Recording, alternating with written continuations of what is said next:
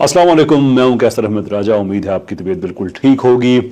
Evolution ये एक series मैंने अनाउंस की थी कुछ टाइम पहले, लेकिन अनफॉर्चुनेटली बहुत से मसाइल की वजह से मैं इसे टाइम पे डिलीवर नहीं कर सका। लेकिन अब हम इस सिलसिले का बाकायदा आगाज कर रहे हैं।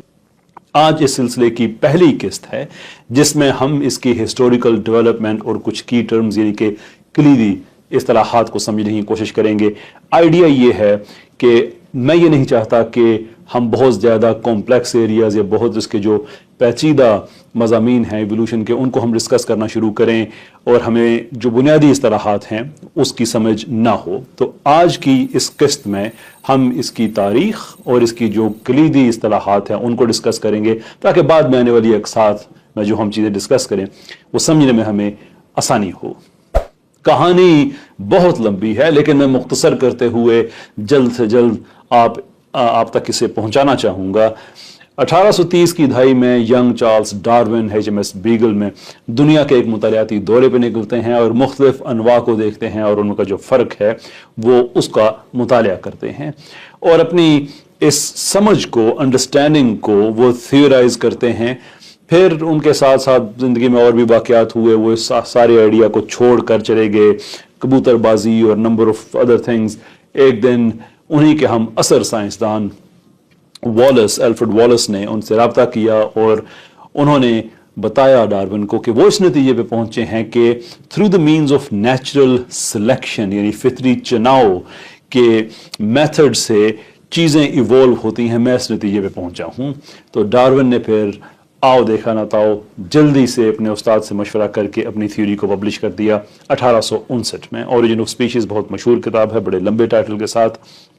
मुख्तसरन हम उसे कहते हैं ओरिजिन ऑफ स्पीशीज, जिसमें डार्विन ने ये नज़रिया पेश किया कि जो मखलूक़ात हैं ये नेचुरल सिलेक्शन के प्रोसेस के तहत इनका इर्तिका होता है।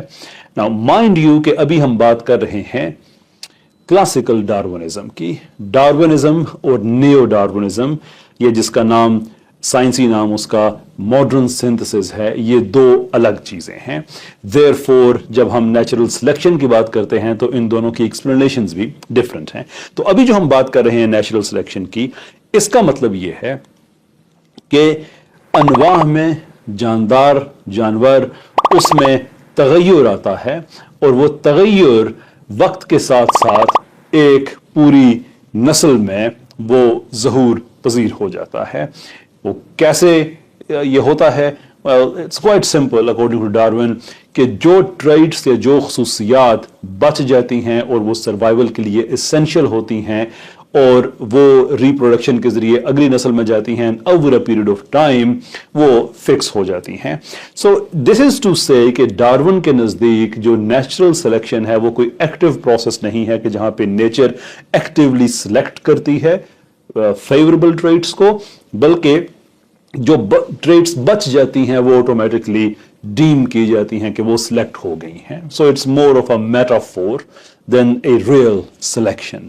बाद में ये नज़रिया अपडेट हुआ लेकिन उस पे हम आएंगे। आज तो हम इसकी हिस्टोरिकल डेवलपमेंट और जो की टर्म्स हैं हम उसकी बात कर रहे हैं। नाउ डार्विन को ये चीज़ तो पता उसने लगा लिया, एटलीस्ट उसने ये थ्योरी दे दी कि नेचुरल सिलेक्शन के जरिए चीज़ें इवॉल्व होती हैं और जो ट्रेड्स हैं वो इनहेरिट की करती है जो अगली नस्ल होती है। लेकिन ये कैसे होता है डार्विन को ये नहीं पता था। इसके लिए डार्विन ने कई और तरीके आजमाए। मिसाल के तौर पे थ्योरी ऑफ पेंजेनेसिस और जेम्यूल्स की थ्योरी दी कि हमारे जिस्म में जेम्यूल्स होते हैं वो अगली नस्ल में जाते हैं सो फोर्थ। लेकिन इन थ्योरीज को उस वक्त के साइंसदानों ने रिजेक्ट कर दिया इसलिए कि वो उनको अच्छी नहीं लगी या साइंसी म्यार पे पूरी नहीं उतरी, जो भी कह लें। लेकिन ये डार्विन की तरफ से एक तशनगी रह गई। और यहां से हमारी कहानी में दाखिल होते हैं ग्रेग मेंडल, जो कि एक मॉन्क थे और उसके साथ साथ साइंसदान भी थे। उन्होंने मटर के पौधों पे कुछ तजर्बात किए और इस नतीजे पे पहुंचे 1865 में कि जो ट्रेड्स हैं वो नर और मादा से इनहेरिट किए जाते हैं और वो कुछ डिस्टिंक्ट फैक्टर्स होते हैं। और साथ मेंडल ने ये बात भी इससे दुनिया को आगाह किया कि ये जो नए ट्रेड्स होते हैं औलाद में, ये माँ और बाप के ट्रेट्स का कोई मिक्सचर नहीं होता, ब्लेंड नहीं होता, बल्कि ये इंडिविजुअली ये पास ऑन होते हैं, कुछ माँ की तरफ से कुछ बाप की तरफ से. This is the birth of genetics. लेकिन इसको जेनेटिक्स का नाम नहीं दिया गया, बल्कि इस थ्योरी को सीरियस भी नहीं लिया गया. बस ये बनी और खत्म हो गई, और फिर ये दहाइयों तक, कम से कम कोई 20-30 साल तक इस थ्योरी को किसी ने सीरियस लिया ही नहीं. 20वीं सदी के अवाइल में बहुत से साइंसदान इस पे काम कर रहे थे, तो उन्होंने मेंडल की थ्योरी को दोबारा से रीसर्फेस किया, और यहां से हमारी अंडरस्टैंडिंग जो है फील्ड ऑफ जेनेटिक्स के हवाले से ये सामने आना शुरू होती है. इनफैक्ट 1905 में इस फील्ड को बाकायदा जेनेटिक्स का नाम भी दे दिया गया. यूं ये साइंटिफिक फील्ड डेवलप होना शुरू हुई, और विल्हेल्म जोहानसन जो कि डेनिश साइंसदान थे 1909 में, उन्होंने ग्रेग मेंडल ने जिन चीजों को डिस्टिंक्ट फैक्टर के तौर पे प्रेजेंट किया था उनका नाम जीन्स रखा, और यूं जेनेटिक्स से जीन्स तक हम आ गए. यानी कि जो ओवरऑल फील्ड ऑफ स्टडीज है उसमें ये डेवलपमेंट हुई कि जो डिस्टिंक्ट फैक्टर्स मेंडल ने बयान किए थे उनको भी आज हम जीन्स कहते हैं, और ये 1909 में ये नाम सामने आया. नाउ अब तक की डेवलपमेंट से साइंसदान इस नतीजे पे तो पहुंच चुके थे कि नेचुरल सिलेक्शन होती है और उसके बाद जीन्स हैं, लेकिन अब जीन्स, नेचुरल सिलेक्शन, इन दोनों को कैसे इकट्ठा किया जाए. And then there is also a bigger problem कि हम एक पर्टिकुलर नस्ल से दूसरी नस्ल तक तो हम एक एग्जामिनेशन कर सकते हैं, कि मिसाल के तौर पे हम देख सकते हैं कि एक माँ है, एक बाप है, फिर आगे उनकी औलाद है, तो कुछ आते वो माँ से लेंगे, कुछ बाप से लेंगे, रंगत चेहरे की भी ऐसे ही होगी, आंखों का रंग, so on and so forth. I mean that is something which is understandable. लेकिन ये चेंज एक पूरी स्पीशीज वाइड ये किस तरह से अप्लाई हो सकते हैं, that was still a question. और सिर्फ स्पीशीज की ही बात क्यों की जाए, काइंड्स की बात क्यों ना की जाए, ये सीरियस सवालात थे.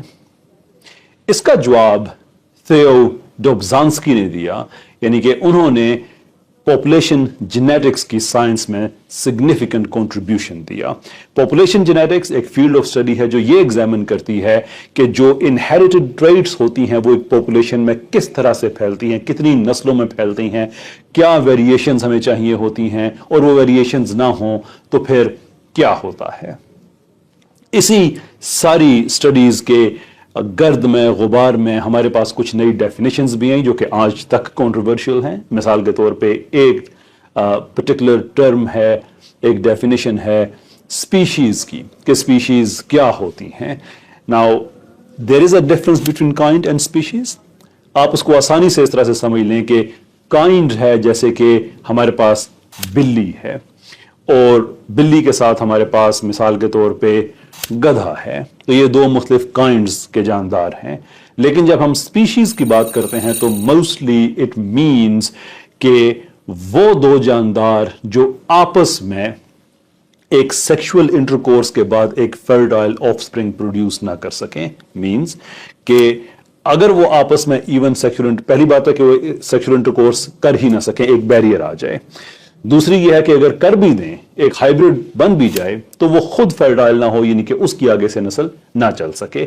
अगर यहां तक हम आ जाते हैं तो इसका मतलब यह है कि ये दो जानदार जो हैं, मेल और फीमेल, ये दो मुख्तलिफ स्पीशीज से इनका ताल्लुक है. सो मिसाल के तौर पे एक गधा है और उसका मिलाप एक घोड़ी से होता है, तो उनके जो खच्चर पैदा होगा वो आमतौर पे फर्टाइल नहीं होता. देयरफॉर हम कह सकते हैं कि ये गधा और घोड़ी ये दो अलग स्पीशीज से हैं. So what we are saying is कि दो बिल्कुल एक ही तरह के जानदार जो बज़ाहिर एक तरह के लगते हैं, गधे और घोड़ी में तो फिर भी कुछ फर्क है, लेकिन जो मुकम्मल तौर पे एक तरह से लगते हैं, अगर वो फर्टाइल ऑफस्प्रिंग प्रोड्यूस नहीं कर सकते तो वो दो मुख्तलिफ स्पीशीज कहलाएंगे. जैसे बहुत से हाथी हैं, इनफैक्ट अफ्रीका में हाथियों की दो बड़ी किस्में, वो दो मुख्तलिफ स्पीशीज इसीलिए कहलाती हैं कि वो इंटरब्रीड नहीं कर सकते. अब आपने तो अंदाजा लगा ही लिया होगा कि ये साइंस बहुत ज्यादा बिखर चुकी थी, तो अब इसको इकट्ठा कैसे किया जाए, इसलिए कि देयर आर सम प्रॉब्लम्स. मिसाल के तौर पे जब हम बात करते हैं नेचुरल सिलेक्शन की, तो जैसे आगे हमने डिस्कस किया कि natural selection is to be taken as just a passive filter, कि जो स्पीशीज बच गई that are deemed to have been to selected, कि उनकी सिलेक्शन हो गई. ऐसा नहीं कि नेचर एक्टिवली सिलेक्ट करती है. लेकिन अब जबकि हमारे पास फील्ड ऑफ जेनेटिक्स आ गई है और हम ये कह रहे हैं कि वो जीन्स जो कि स्पीशीज की कंटिन्यूएशन के लिए बेनिफिशियल हैं, फायदामंद हैं, सिर्फ वही बचेंगी। This is where we have a problem, क्योंकि अब हम ये नहीं कह रहे हैं कि जो बच गई उनको हम ये कह देंगे कि ये सिलेक्ट हो गई, बल्कि अब हमने पहले सिलेक्ट करना है, नेचर ने सिलेक्ट करना है उन जीन्स को, उन नए कॉम्बिनेशंस को जो कि स्पीशीज के लिए बहुत ज्यादा अहम है, उनकी सर्वाइवल के लिए और उनकी रिप्रोडक्शन के लिए। This is where the modern synthesis और the new Darwinism comes in, because अब नया नजरिया ये है कि nature is no longer a passive filter. ये सिर्फ कोई एक पैसिव फिल्टर नहीं है, बल्कि नेचर एक्टिवली उन वेरिएशंस को, उन म्यूटेशंस को सिलेक्ट करेगी जो जेनेटिक लेवल्स पे होती हैं, और वो सिलेक्शन की बेस ये होगी कि वो बेनिफिशियल होती हैं। ये एक बड़ा एक ब्रीफ ओवरव्यू कि हिस्टोरिकल डेवलपमेंट क्या है और जो की टर्म्स हैं वो क्या हैं।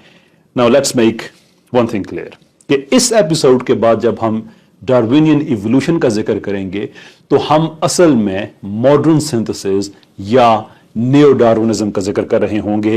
Why you might wonder?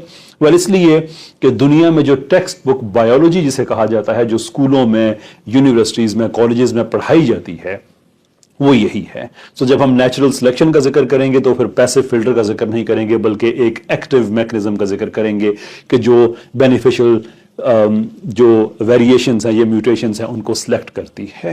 At the same time जब हम डार्विनिज्म का जिक्र करेंगे तो वो न्यू डार्विनिज्म होगा एज अ होल। ये है वो बेसिक तारुफ। आगे चल के हम इस सारी कहानी में साइंटिफिक प्रॉब्लम्स क्या हैं, फिलोसॉफिकल प्रॉब्लम्स क्या हैं, वो डिस्कस करेंगे एक एक करके।